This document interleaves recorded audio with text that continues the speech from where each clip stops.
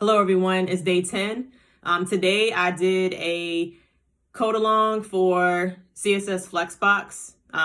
It was a Udemy course by John Smilga. He made an entire website using just Flexbox with animations and transitions and all that.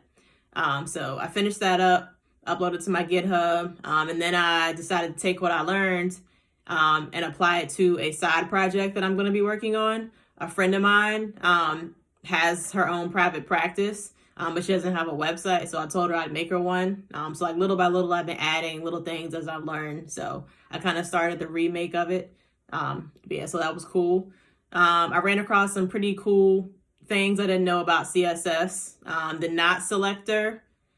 So say you have an element, like an image, and you want to select all the images. So you just use a generic image tab. However, if you put image, not, and then put in parentheses whatever you want to exclude, it'll apply the styles to all the images except for, say you put a class inside the parentheses, so except for all of the images with class of X.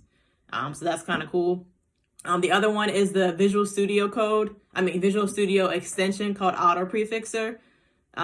So rather than having to write out -moz, -o and all that, all the auto prefixes for stuff that isn't supported all the way yet, just download the extension, run it, and then automatically adds the prefixes for you, so you don't have to worry about it. The other thing I found was display contents. I had never heard of it before. So what that does is, say you have a paragraph tag. Say you styled the paragraph to be display none. The text inside the paragraph said hello there. So if you say display none, it takes the element off of your screen. So your website no longer says hello there. But if you then, like in a line under it, or say a media query or something, call that same element or container, and then say display contents, it'll actually bring that paragraph text back. But the difference is it only brings just the text back. It takes the container away. Think of it as like a p tag or any type of element. It's a box, and whatever text is inside the brackets is put inside the box. Display contents takes that element out of the box, and you're just left with the element itself.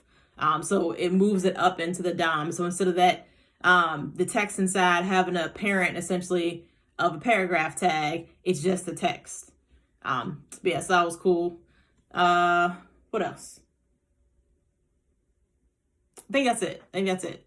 Tomorrow I plan to watch the code along for CSS Grid, and then maybe take a look at another front end minter challenge that I think, I could use Grid the best, and then also work on the website.